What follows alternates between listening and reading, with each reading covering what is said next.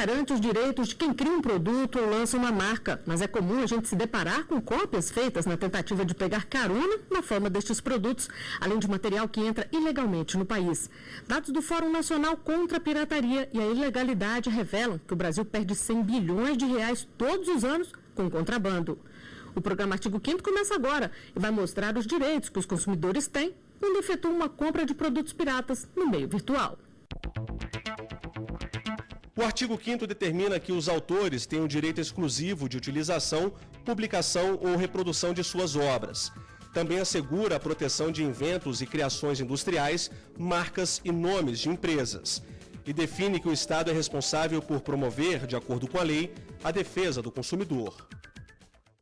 E para falar sobre a pirataria online, eu recebo aqui no estúdio da TV Justiça, Paulo Renan, diretor do Instituto Beta para Internet e Democracia e mestre em Direito, Estado e Constituição. E recebo também Alexandre Veloso, advogado de Direito do Consumidor. Sejam bem-vindos ao nosso programa. Doutor Paulo, gostaria que o senhor começasse explicando para a gente qual é o conceito de pirataria. No Brasil, a gente costuma utilizar o termo socialmente de uma forma muito imprecisa, que vai desde tênis pirata, remédios pirata, até chegando a casos de pão pirata. Sem falar, por exemplo, o uso relacionado aos chamados piratas da internet, hackers e crackers. A legislação também, infelizmente, não dá um tratamento muito específico. O que a gente tem de mais preciso é o decreto que cria justamente a Comissão de Combate à Pirataria e Delitos contra a Propriedade Intelectual, que caracteriza como pirataria qualquer violação a direito de autor. Então, a gente poderia dizer que no Brasil, pirataria é violar esses direitos relacionados a obras intelectuais, incluindo software.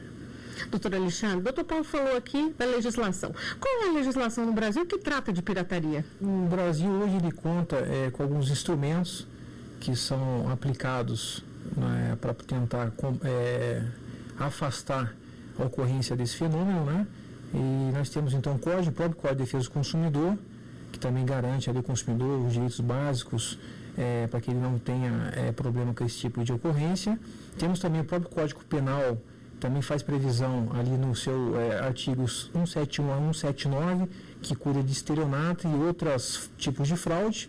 E também temos a Lei de Propriedade Industrial, né, conhecida como LPI, e também a Lei de Direitos Autorais, que também aplicamos, e sem falar os tratados internacionais também, que o Brasil é signatário, onde todos esses instrumentos podem ser utilizados, então, no combate à pirataria. A legislação é bem ampla, então. A legislação nós temos a aplicar. Bom, fazer compras pela internet é fácil e rápido. Muitas vezes os consumidores conseguem preços melhores, já que quem vende não precisa arcar com os mesmos custos de uma loja física. Mas é preciso cuidado. Apesar da regulamentação, o mundo virtual ainda apresenta riscos. A Camila é daquelas pessoas que adora comprar. Há uns 2 anos, ela começou a navegar pelos sites de vendas e gostou da ideia. Hoje, já perdeu as contas de quantas bolsas, maquiagens e sapatos encomendou. Estou virando compradora da internet, assim, segura. Compulsiva, quase. E não é só a universitária que foi fisgada por esse mercado. Virou quase uma mania nacional. Uma pesquisa realizada pelo Serviço de Proteção ao Crédito mostrou que no ano passado, 93% dos brasileiros que compraram pela internet ficaram satisfeitos. Boa parte dos clientes foram atraídos pelo preço e pela comodidade. Outros motivos para encomendar produtos no mundo virtual é poder fazer isso de forma rápida e ainda comparar os valores entre marcas diferentes. Mas atenção! Tudo tem um lado ruim. 12% dos consumidores do Brasil tiveram em 2014 algum problema em compras online. Do ponto de vista da segurança tecnológica, a gente tem que tomar cuidado que hoje eu considero tanto os smartphones quanto os computadores menos seguros do que eram há 5, 10 anos atrás, em função das novas tecnologias que estão surgindo, que o mercado ainda não conseguiu ter uma tecnologia que possa ser instalada no seu computador e proteger desses outros 55%.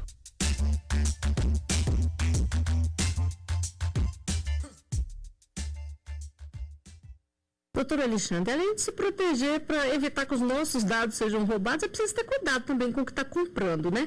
É bom ter muita atenção quando o produto está muito barato, pode ser falsificado? É importante, o consumidor, quando ele desejar fazer uma compra pela internet, desde 2013, a Presidência da República, o Ministério da Justiça, editaram um decreto, o 7962, que regulamenta a compra pela internet, né? Então, ele regulamenta, na verdade, o Código de Defesa do Consumidor, em que faz referência a compras pela internet, que era um vazio que nós tínhamos em relação a essas compras.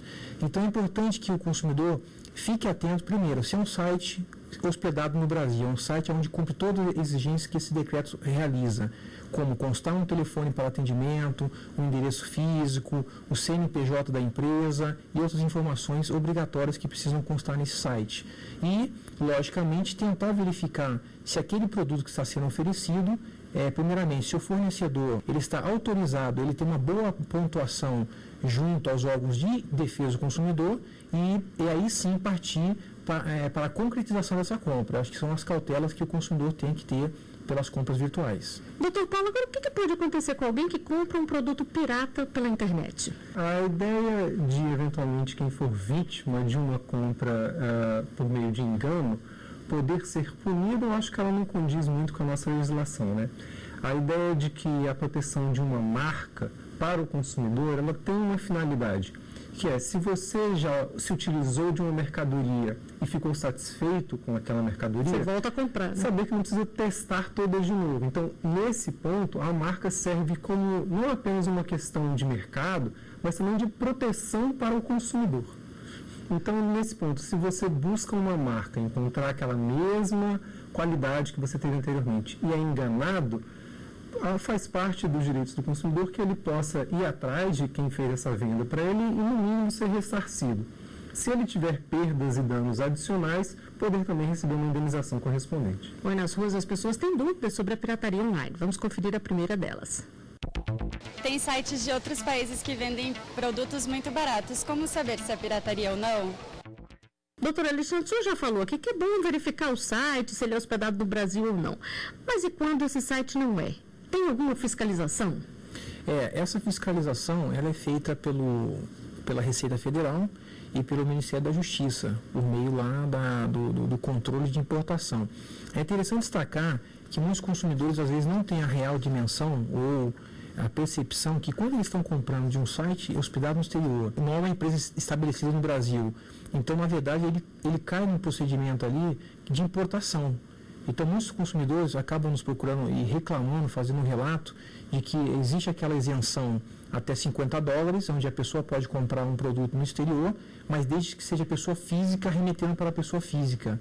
E agora, então, a Receita Federal está fazendo um severo controle dessa entrada de mercadoria, porque, na verdade, se trata de uma prática comercial e não apenas um presente que é dado de pessoas, amigos e colegas, enfim. É preciso, então, o consumidor ter essa noção de que ele não gozará plenamente de todos os direitos do Código de Defesa do Consumidor, porque nós não temos como acionar e aplicar eventuais punições a esses fornecedores que sequer são da nossa nação. Então, é importante que ele fique atento a isso, porque muitas vezes esses produtos que são comprados no exterior, via sites internacionais, eles entram no Brasil como importação, eles são taxados com imposto de importação, essas mercadorias de menor valor são retidas nos correios, e essas mercadorias são obrigatórias que o consumidor, para retirá-las, paga um imposto de 60% acima do valor declarado na nota de compra, e bem como também incidirá nessa compra no site estrangeiro, e ICMS também, que varia de estado para estado. Doutor Paulo, e é possível verificar antes de fazer a compra se o produto é pirata ou não? Tem alguma dica aí? É importante tomar cuidado com as marcas similares, né? Ver se eventualmente você não está adquirindo um produto que tem um nome que parece muito aquela marca que você quer comprar, mas se não é aquela mesmo. Tem uma dica também para a internet, que é tentar localizar no seu navegador, no programa pelo qual você acessa o site, se você tem uma identificação, normalmente um cadeado, que vai dizer que aquele site é de verdade seguro. E aí ter cuidado para que esse cadeado não seja também ele uma imagem falsa colocada justamente para ludibriar o consumidor. Além desses cuidados também de utilizar um site que já seja conhecido, de buscar uma marca que já seja conhecida, a questão de você buscar com seus amigos se alguém já fez aquela compra, para tentar ter esse respaldo. Bom, e vamos conferir mais uma pergunta feita nas ruas para ser respondida pelos nossos especialistas. Se o produto é igual de uma marca, mas não tem nome, ou tem um nome diferente, também é considerado pirataria? Doutor Paulo, o senhor já falou um pouquinho aqui dos produtos similares. É pirataria? No conceito gordo que a gente tem de pirataria no Brasil, acaba entrando a contrafação, que seria a falsificação, e também o contrabando, que seria eventualmente uma marca legal, um produto, digamos assim, original, mas que entrou no Brasil de uma forma irregular. Tudo isso acaba entrando no conceito de pirataria. Então, sim, um produto similar que engana o consumidor, você vai comprar um tênis com o nome X, e aí tem uma marca muito parecida e você não encontra aquela mesma qualidade, isso também é pirataria. E aí você poderia, eventualmente, ou pedir de volta o seu dinheiro do comerciante, se você for enganado, ou até se você tiver um acidente de consumo e, eventualmente, sei lá, a sola daquele tênis se descolar e você acabar tendo um acidente, o que pode acontecer também com produtos mais complexos, eventualmente remédio ou brinquedos infantis, aí o consumidor está plenamente protegido, caso, repito, ele consiga ter feito essa compra no próprio país, né? Uma compra online vai trazer nesse aspecto um pouco mais de risco. Bom, nós vamos a um rápido intervalo, o artigo 5º volta já. Estamos de volta com o artigo 5º. Hoje eu converso sobre pirataria online com Alexandre Veloso, advogado de Direito do Consumidor, e também com Paulo Renat, diretor do Instituto Beta para a Internet e Democracia. E não são só os produtos físicos que são alvo de venda e distribuição indevida. Trabalhos intelectuais e artísticos também são copiados, apesar de protegidos pela lei que trata dos direitos autorais. A lei determina que o autor de obra que for reproduzida, divulgada ou utilizada sem autorização ou por meio de fraude, poderá requerer a apreensão dos exemplares reproduzidos ou a suspensão da divulgação, além de pedir indenização. Doutor Paulo, o conceito de pirataria é bem amplo, como o senhor já falou, mas a reprodução indevida de obras também está aí? Aí a gente pode falar, eventualmente, primeiro de plágio, que seria a ideia de um autor se apropriar da obra do outro como se fosse dele, e de outro lado, eventualmente, de vendas de produtos sem autorização pelo titular.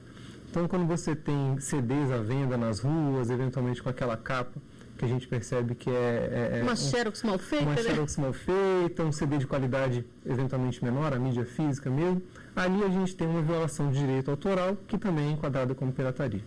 Doutor Alexandre, e essas pessoas, além do material ser apreendido ou da divulgação ser suspensa, essas pessoas também podem responder criminalmente por isso? A pessoa que fez uso indevido, né, oferiu lucro ou de maneira dolosa, colocou isso no mercado de alguma maneira, ele responderá, tanto na área criminal quanto na área civil também, por eventuais perdas que ele tenha trazido para os autores daquela obra. Então, ele responderá, bem como já foi destacado pelo Dr. Paulo, não existe ali, no caso, a punição para quem adquire isso. Acho que a política não mostra tendência para esse lado de punição para quem adquire, mas é importante que os consumidores, quem realmente faça a opção de conscientemente de adquirir produtos pirateados, plagiados, saiba que também ele está contribuindo para fomentar esse tipo de atitude. Está incentivando, pelo menos, né? Incentivando.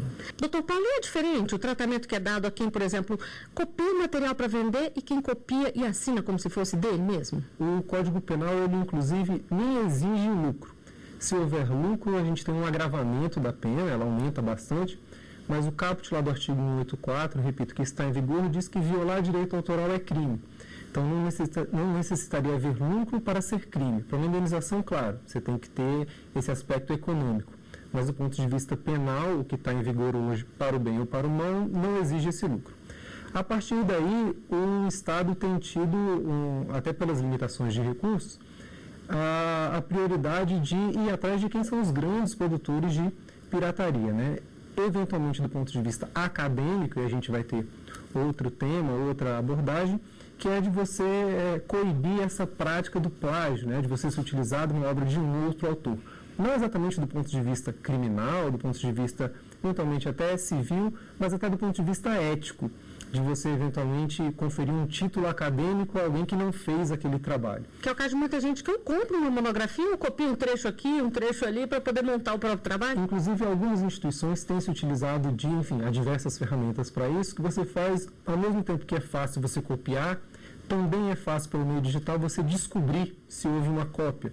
Então, ferramentas automatizadas que fazem essa comparação e dizem, olha, esse trabalho apresenta um índice de 70% de similaridade com outras obras na internet, por exemplo. E vamos à última pergunta feita nas ruas para ser respondida aqui no estúdio. Sites que disponibilizam de graça músicas ou livros também estão praticando crime? Doutor Alexandre, a gente já falou aqui que não necessariamente tem que ter o lucro para se configurar a violação ao direito autoral. Mas se a pessoa disponibilizar de graça, como é que fica? Pode, não pode? Vai depender da relação que ele tem com o autor daquela obra. A disponibilização apenas gratuitamente das músicas ou de livros pela internet, isso por si só não configura-se crime, mas sim se aquela disponibilização ela foi feita indevidamente e sem autorização dos seus autores. Aí sim vai se configurar crime e também haverá aí uma possibilidade também de indenização na área civil por parte de perdas que isso pode ter trazido aos autores. E isso independente da pessoa ter tido lucro ou não com a disponibilização do material, né? Exatamente. O lucro é apenas um agravante nesse contexto, onde poderá ser utilizado, creio eu, de uma maneira mais incisiva na área civil. Doutor Paulo, qual é o prazo para uma obra cair em domínio público e poder ser executada sem problema? O prazo, infelizmente, hoje ele é bem longo, né? Em regra, são 75 anos, contados a partir da morte do autor. E aí a gente tem, então, um largo período no Brasil em que a maioria das obras do século XX ainda estão protegidas pelo direito autoral, o que significa que há um monopólio sobre qualquer exploração comercial dessas obras. Mas a gente tem, enfim, boa parte da obra em domínio público, considerando, claro, todos os séculos anteriores, e que podem ser utilizadas aí sim, sem essa necessidade de uma autorização. E essa é a lógica em que o sistema trabalha no direito autoral. O domínio público seria o padrão, mas antes que uma obra entre em domínio público, e repito, possa ser utilizada livremente para qualquer fim, hoje a legislação protege um monopólio de uso por um prazo, que em regra no Brasil são 75 anos, varia um pouco do tipo de obra, se ela foi publicada por uma pessoa ou por uma empresa, mas esse é o padrão. E você, compra produto pirata? A equipe do Artigo 5º foi às ruas para conferir as opiniões. De certa forma, você está usando alguma coisa ilegal, comprando algo ilegal. Se não tivesse quem comprasse, eles não venderiam. Um produto, um CD ou qualquer coisa que vem desse lado de pirataria, com certeza o Estado, a nação, ela perde com impostos, com segurança, né, com essas educação, saúde. Eu acho legal, não compro, não participo disso, não acho justo. Sabe, tem muito trabalho por trás, sabe, de gente que trabalha, paga imposto e produto pirata eu não uso. Esse é um bom exemplo, não é mesmo, doutor Alexandre? Exatamente. Desde da CPI da pirataria em 2003, o Brasil ele vem cada vez mais intensificando o combate a essa prática lesiva ao Estado, né? Então nós temos essa prática em que nós temos perda tributária na ordem de, segundo a CPI, mais de 160 bilhões por ano. Nós temos perda do nosso força de trabalho, empregos, mão de obra, empregos no Brasil. Nós temos várias perdas em que o brasileiro, a nação brasileira tem com esse tipo de prática, que infelizmente nos países em desenvolvimento ainda, isso cada vez mais ela ainda vem sendo fomentada. Então é importante que a sociedade tenha essa compreensão que ela comprando aquele CD pirata, comprando um produto não genuíno, ela está então fomentando que esse comércio, que às vezes até mesmo alimenta o narcotráfico e outras atividades ilícitas no país. Então é importante assim que a gente leve isso para a sociedade, para que cada um faça a sua parte. Inclusive um exemplo muito interessante que nós presenciamos na França e na Itália, onde também não se levaram para a punição penal, mas sim para uma punição educativa monetária. Então, nesses países mais desenvolvidos, hoje, o cidadão que optar em comprar um produto pirata, ele for flagrado pela fiscalização do Estado, portando aquele produto, ele será então obrigado a pagar uma quantia 3 vezes o valor daquele produto original. Então, eu acho que é esse caminho, nós temos que a sociedade, o poder público, tentar achar uma solução onde a gente consiga realmente erradicar definitivamente essa prática no Brasil.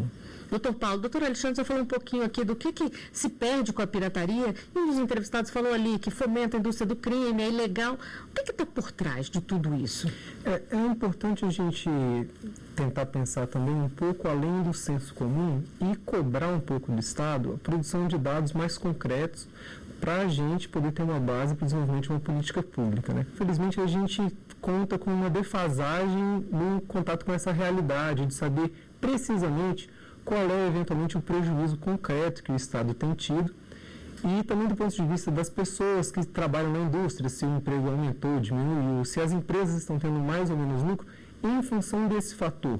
A gente vive hoje uma grande revolução cultural com as mídias digitais, enfim, a gente poder saber se os CDs realmente diminuíram as vendas, porque as pessoas não têm interesse mais em ter uma mídia física, ou em que parte a pirataria pode estar contribuindo para isso ou não. Então fica difícil até a gente poder dizer que o Estado está tendo um trabalho mais ou menos efetivo, enfim, que os processos contra esses casos têm tido mais ou menos eficiência, se a gente não sabe como está e depois como ficou.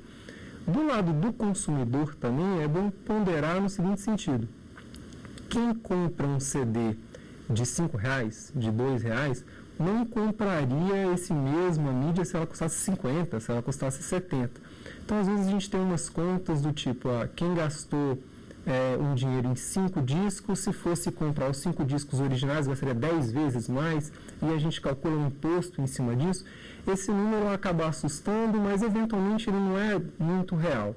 Então, eu insisto que seria necessário o Estado, até para combater com mais efetividade esse tipo de crime, no âmbito da pirataria de obras intelectuais, que a gente pudesse contar com produção maior de números. Eventualmente a academia pode auxiliar nisso, mas eu acho que o Estado tem um papel fundamental no desenvolvimento desse tipo de política pública, né? E o que está sendo feito pelo Estado para poder coibir a pirataria? A gente tem tido alguns esforços legislativos no âmbito da Frente de Combate à Pirataria, no Congresso Nacional, e a gente tem tido o Conselho Nacional de Combate à Pirataria no âmbito do Ministério da Justiça, que se reúne periodicamente aqui em Brasília com a presença de diversas entidades. Então, a gente tem desde acadêmicos, representantes da indústria, e seria também interessante ter mais representantes dos consumidores, que hoje já são uma voz que poderia ser considerada e ainda não é. Mas esse conselho aqui organiza as ações no Brasil. A gente já teve algumas movimentações, mas eventualmente, até por falta de recursos, acaba que se concentra mais nos pontos que são mais sensíveis para o consumidor. Falsificação de remédios, por exemplo, que é uma coisa muito grave e que vai muito além de uma questão econômica. A gente tem uma questão de saúde pública que é muito séria. Então, nesse ponto, a gente tem um combate que tem sido bastante eficiente. Doutor Alexandre, o senhor falou aqui que a sociedade tem que participar. De que forma as pessoas podem denunciar quando elas sabem de alguma falsificação?